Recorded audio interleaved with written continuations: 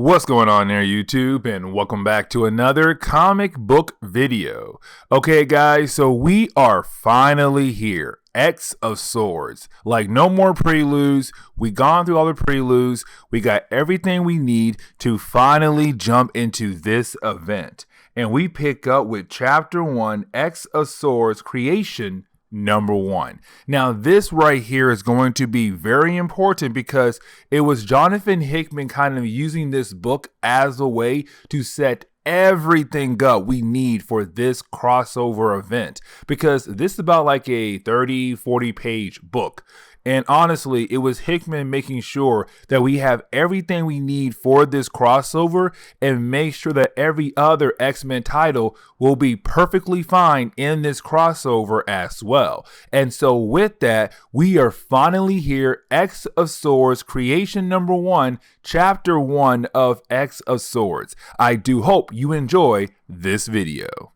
So getting into today's video, X of Creation Number 1, we actually do pick up where X-Men number 12 left off at. Now remember, one of the many kingdoms in Otherworld has fallen, but with them falling, they did send a messenger to warn a particular character about what is coming, what is on its way. And of course, it is the Four Horsemen, the original Four Horsemen, which is the children of Apocalypse. Now, of course, when that messenger was trying to get away, that messenger was shot by an arrow by one of the children of Apocalypse. But that messenger was able to get to that particular character to give off that warning. And that character is no other than Saturnyne. Now remember, Saturnyne is this very interesting character, but she basically protects all the different realities in the Marvel universe. But of course, you do have this messenger coming to her and telling her Arakko has fallen. And with that, she freaks out and she tells her priestess to go get the cards. And these cards are going to be very important for the X of Swords crossover. But then we see three creatures actually go to this forgotten place, this forsaken place. And when they get there, of course, they are confronted by some kind of creature. Now, this creature is not actually that important for the entire X of Swords crossover. Matter of fact, this creature is only going to be around for the very beginning of this crossover and here and there in other chapters in this event. But either way, though, this creature is taken away because remember, Saturnyne did say get the cards, and this creature is going to be used to be turned into cards for Saturnyne to hopefully predict the future of Otherworld, Earth, and also Arakko. But you do have our three mysterious characters being able to grab this creature and leave this forsaken place.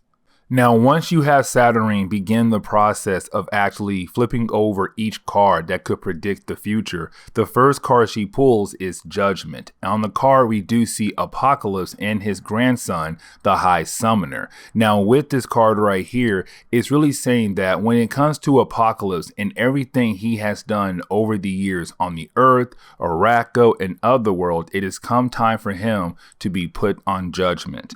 And so with him being judged, it means that sooner or later he will have to be judged for everything he has done to his family, especially his wife, but also to the mutant race as well. The next card she does pull is the Four of Wands. And I hope I said that word correctly. But either way, though, the Four of Wands, of course, do show the Four Horsemen of Apocalypse, the original Four Horsemen, the children of Apocalypse, his actual biological children. Now, with that being said, on this card, it tells Saturnyne that these Four Horsemen have been fighting for eons, and it comes time for one last battle. And when they have that final battle, they hope they're able to win that final battle to finally rest over the ashes of their victory. Now, with that, of course, meaning that these Four Horsemen have one last battle against their father, Apocalypse, but of course, the mutant race on Earth, the mutant race on Krakoa. Now, the next card she does pull is the Hanged Man. Now, this is very particular, and the reason why, because usually when you pull this card, you have a Hanged Man. But when she pulls the card, she has a bunch of X-Men characters. And that tells Saturnyne something has changed when it comes to the mutant race on Krakoa. And of course, we know what happened. The X-Men have found a way to make a new rebirth process to bring people back to life. Because usually in Marvel Comics, when you die, you die. Now, of course, in Marvel Comics, characters do come back to life, but they come back in some crazy different way. But when it comes to the X-Men, they found a way to actually build a process to bring someone back to life instantly. Because as soon as you die, 5 mutants on Krakoa have the ability to make you a new body, and then Charles Xavier downloads your memory into that new clone body. And so when Saturnyne picked up the card, the Hanged Man, she realized that natural laws have been broken thanks to the X-Men. But on top of that, she realized the X-Men are going to come to Otherworld and play in some kind of game. But the thing is though, what do they have to lose? Now, the next card she does pull is 8 of Cups. Now, 8 of Cups shows us the face of Genesis, the wife of Apocalypse. Now, this is very important because remember, in our last video, X-Men number 12, she died. When her and her children, the children of Apocalypse, went to Armeth and she fought against the god of annihilation, she died in our last video, and for some strange reason, Saturnyne pulls this card, and apparently Genesis could possibly not be dead. There could be a possibility that she is alive and well, but she's very upset with what Apocalypse had did, which was sent her and her children into that other world to fight an endless war. And so hatred could have possibly filled her heart, and she wants to come back and kill her husband Apocalypse. And the final card she pulls is 10 of Swords, and that right there is very important. And the reason why, because she's telling us 10 X-Men characters will hold a bunch of swords and they will fight in some crazy battle at the end of this event. But of course, those 10 characters, they must go out there and actually get their swords so that they'll be ready for this big battle to come at the very end of this crossover event. And so now with all the cards being pulled, Saturnyne has an idea what could possibly be coming down the road for Otherworld, Krakoa, but also Arakko as well. Now back on Krakoa, we do actually pick up with Rachel Summers and Rockslide. Now remember, Rachel Summers is the daughter of Cyclops and Jean Grey from a different timeline, who's just basically stuck here in this timeline.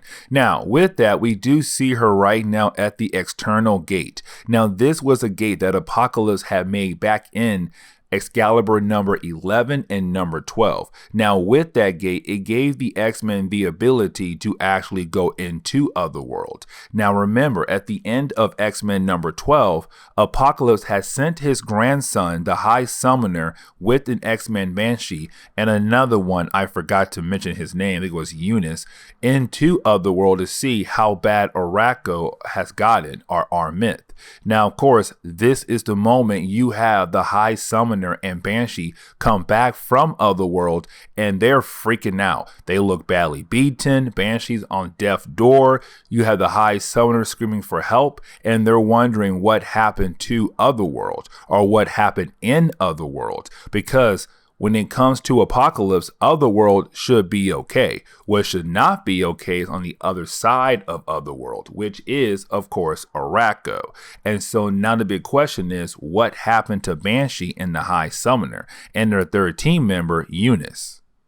Now, you do have Rachel Summers and the High Summoner take Banshee over to the Healer. Now, with that being said, though, you still have everyone wondering what happened in Otherworld to the High Summoner and Banshee. Because remember, when it comes to Otherworld, it is basically the central point to all the different realities in the Marvel Universe, or multiverse, but also the central point to all the different dimensions in the Marvel Multiverse as well. And so with that, they're wondering what happened in Otherworld, because High Summoner and Banshee were supposed to use that central point as a way to go over to Armeth, to go over to Arakko.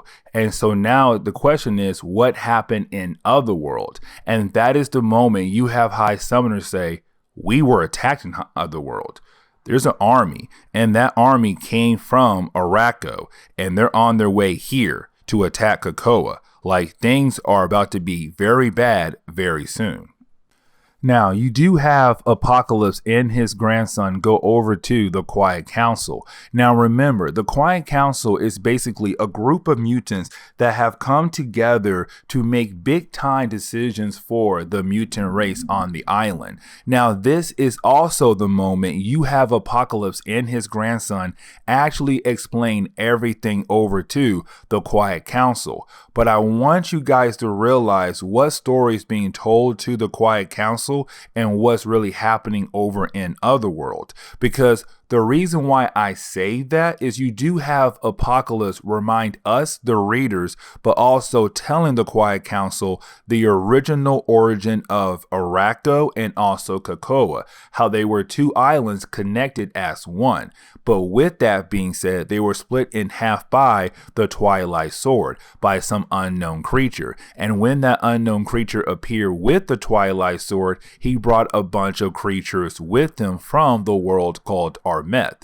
Now, Apocalypse had basically used his children and his wife as a way to fight those creatures back into their hole. But of course, to make sure that portal stays closed, you had Genesis, Apocalypse's wife, and their children go into that other world to continue that fight. But now you have the grandson of Apocalypse, the High Summoner, tell Apocalypse and the Quiet Council that basically the Four Horsemen and Genesis, they have failed. And right now, the army of Armeth is crossing across Otherworld to reach one particular gate, and that gate is the external gate. Because remember, Apocalypse made the external gate as a way to access Otherworld more freely. But the reason why that gate is so important, because the external gate can be used by almost anybody, not just mutants, but anybody. And that is huge, because you have to remember, usually in the Dawn of X era of X-Men comics, when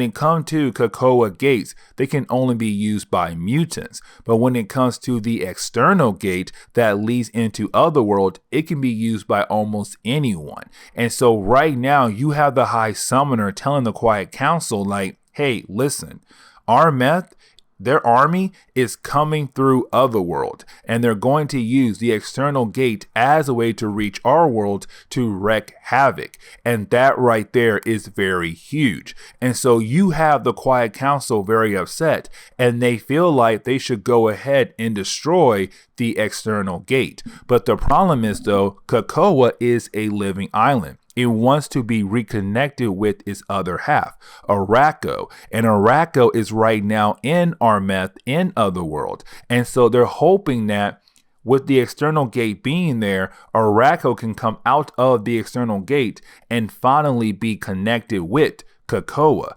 Because the Arakko we saw back in X-Men number 2, that right there was only a small portion of Arakko. The rest of the island is still over there in Armeth.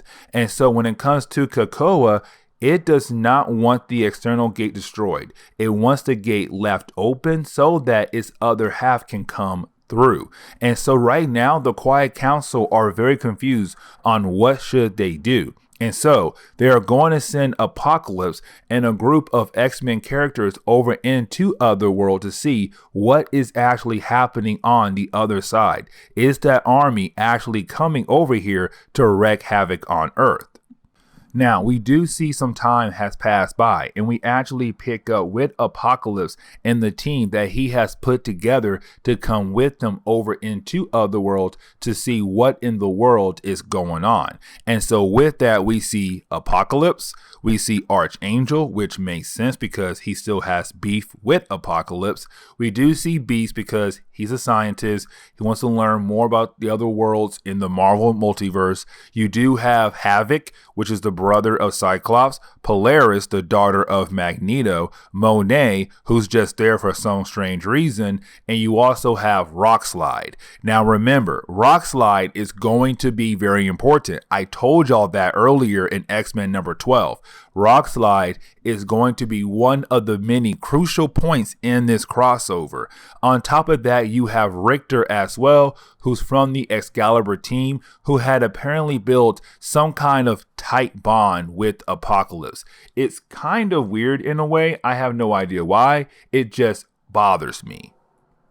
But then we pick up with the children of Cyclops and Jean Grey, which is Cable and Rachel Summers. Now, right now, you have our two characters using their psychic abilities as a way to read the mind of Banshee as he's being healed up right now. Because you have to remember, Banshee and the High Summoner, they were sent by Apocalypse to go into Otherworld to see what in the world is going on. But the problem is, though, they were supposed to use Otherworld as a way, as an access point to go over to Armeth to see what happened to Armeth and Arakko. But of course, they got attacked in Otherworld, not in Armeth. And the big question is, who attacked them? Now, we know who attacked them. It's the children of Apocalypse. But here is another question. And that question is, why would War, one of the children of Apocalypse, attack the High Summoner, their own child? Because the High Summoner is the grandchild of Apocalypse. The High Summoner's father or mother, whatever, is War. And so now the question is, why would War attack its own child? And so now it's kind of like, wait, that is a very good question. And so you have Cable and Rachel Summers using their abilities to read the mind of Banshee to hopefully learn more what happened over there. But getting back over to Apocalypse and his team, we do see them right now arriving in Otherworld. And they do see that a good chunk of Otherworld is just basically burnt to the ground. Like, it's been hit hard here. Whatever army that came here has done a great job destroying this area, destroying this part of Otherworld. But with that being said, you do have Apocalypse look over. And when he does, he sees his 4 children, the 4 original horsemen, and that is hard for Apocalypse, because remember, he originally sent his children and his wife into that other dimension as a way to keep those crazy creatures in that other dimension, as a way to protect the earth. But now he's seeing his children had basically flipped sides. They're now bad guys. They're working with Armeth. They're working with them as a way to invade the earth. And for Apocalypse, it's such a hard thing to see. His children have gone completely evil. And so you have Apocalypse walk over there to confront his children. But before we're able to actually see that conversation, we do see Cyclops' kids, Cable and Rachel Summers, continue to use their powers as a way to read the mind of Banshee. But while they're reading their mind, or his mind, you have our two characters realize something is off with the memories of Banshee. Like, for some strange reason, some of it cannot be accessed correctly. And on top of that, it looks like it was partially altered. And so you have Cable and Rachel Summers continue to use their powers to fix his memories to hopefully learn what happened over there in Otherworld, actually. But getting back over to that meeting between Apocalypse and his children, this is where everything goes wrong for the X-Men, for Apocalypse, and X of Swords is gonna pop off. And the reason why I say that, because you have Apocalypse go over to his children sad. He's kind of like, I did not imagine this for you guys. I did not imagine you guys turning evil and working with the enemies. I did not see this coming at all. And on top of that, I was trying to hope for a better future for you guys once we're able to come back together. And he does take one knee as a way to kind of say, please forgive me. But the problem is, though, you have his children tell him, stand back up, father. Yes, what we went through for eons, It was a living hell. We lost our mother. We had lost our lives. Some of us had possibly lost our children. But there's one thing we came here to do. There's one thing we want so badly right now. And that one thing is you, Father. Stand tall as a Titan, as a god, as a mutant. And you're kind of like, maybe his children would actually forgive him for what he did. Nope, because that is the moment you have the 4 horsemen of Apocalypse, his 4 children, stab Apocalypse through his chest and badly beaten him down. And that tells you right there, they are literally upset with their father for everything he has done to them over the years. But getting back over to Cable and Rachel Summers, we do see them right now going into the mind of Banshee, continuing to figure out what happened in Otherworld, who attacked the High Summoner, and also Banshee as well, because Apocalypse just learned what happened in Otherworld, but the mutant race on the island of Krakoa on Earth, they have no idea what happened in Otherworld. And so with that, when Rachel Summers and Cable continue to read the mind of Banshee, they come to find out the High Summoner betrayed Apocalypse, which makes sense because remember, the High Summoner is the son of War. And why would War attack the High Summoner and Banshee when they arrived in Otherworld? That's War's child. And so it makes sense. The High Summoner was only sent here as a way to make Apocalypse make the external gate so that the army of Armeth, the army of Arakko, could actually access the external gate and come over to Earth. That was the main reason why. And so now you have Cable and Rachel Summers freaking out. They have to tell the Quiet Council everything they had just learned. But here's the thing though. While they were going through the mind of Banshee, you had Saturnyne use her powers to say, no, you cannot access this particular memory. And the reason why, because something big is coming down the road. And I want you guys to get ready for it. And she kicks out Rachel Summers and Cable out of the mind of Banshee. But we actually do pick up with Saturnyne. And you have Saturnyne right now telling one of her assistants that she's kind of have been moving things behind the scenes for some unknown particular reason, meaning that some of the events have been happening so far in the only 2 chapters that we have covered when it comes to the X of Swords event.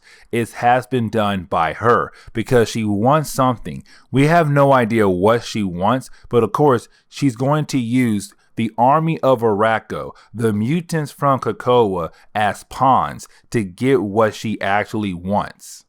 But things only get worse. And the reason why I say that, because picking back up with Apocalypse and his team, we do see his team right now struggling to fight against the 4 horsemen of Apocalypse. They're trying to drag the body of Apocalypse through the external gate as a way to let him heal. But on top of that, Rockslide dies. And that right there is going to be very important because remember, in X-Men number 12, the High Summoner and Rockslide, they had played a game. And with that game, it was a way for the High Summoner to learn more about the weakness of Rockslide. And so he was able to cut Rockslide right in half. And that is going to be very important. And you'll see why. But they do have to get Apocalypse away and through the external gate. Now, you do have Cable actually run over to Cyclops and Jean Grey to actually tell them everything he just saw when it came to him and his sister reading the mind of Banshee, what really happened in Otherworld. But on top of that, that is the moment you have Cable tell us that Saturnyne had basically showed Cable a particular vision, some kind of image of something.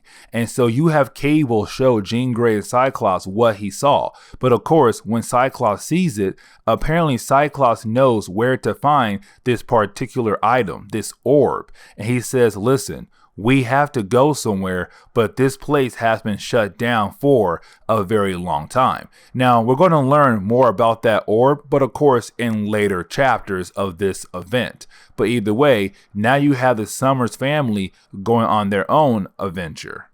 But back in Otherworld, we do see the battle getting very intense. You do have Havoc and Monet and the rest of their team trying to fight off against the army of Armeth and Arakko. But then you have Monet realize that somebody is watching this battle. And of course, that person is Saturnyne. And so you have Monet use her psychic abilities as a way to go talk to Saturnyne and tell her that she's a cold bad word, that basically that when it comes to Saturnyne should step in, protect her kingdom, but to also help out the mutants fight against the army of Armeth and Arakko. But you then have Saturnyne say, listen, my kingdom will be okay. Everything is going as planned. Everything I saw to happen down the road is happening right now. So honestly, I do not need to do anything at all. And that is the moment you have Saturnyne actually push Monet out of her mind, which of course sends a huge feedback and makes Monet fly back where she was in the battlefield. But getting back over to Cyclops, Jean Grey, and Cable, we do see them right now going to a random facility on Earth. Now, you would think that this could be the facility that is holding that orb that Cable saw in that vision that was given to him by Saturnyne.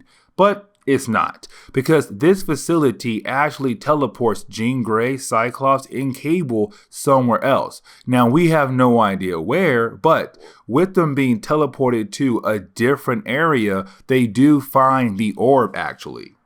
But before we are able to see what is so important about the orb or get an idea what that orb is, we actually do jump over to Otherworld, where you have Saturnyne use her powers to teleport herself right in the middle of the war, and she stops everybody. She freezes everyone, and this is going to be huge.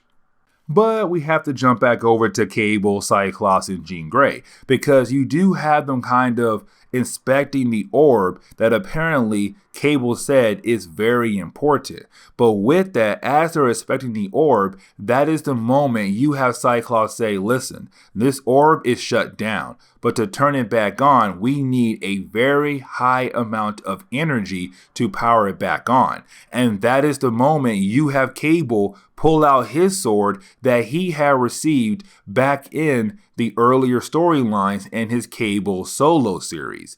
And now this sword is going to help him power on this orb. But that is the moment we do jump back over to Saturnyne. Now, this is actually very important. And the reason why, because you have Saturnyne tell the army of Arakko what they have done is wrong. Basically coming to Otherworld, attacking different kingdoms as a way to get to the external gate so that they can use that gate to go over to Earth, to go over to Krakoa, to wreak havoc on there, but to also wreak havoc across the entire Earth. And so with that, you have Saturnyne say, no. No, no, and no. Because you attacked my kingdom because it stands in your way from reaching that gate is a problem. You had destroyed a good chunk of my area. I don't like that. And so I'm going to step in because her job is to protect all the realities in the multiverse, all the dimensions in the multiverse. And so you have Saturnyne say, listen, you want that gate to go wreak havoc because what your father did? I got you.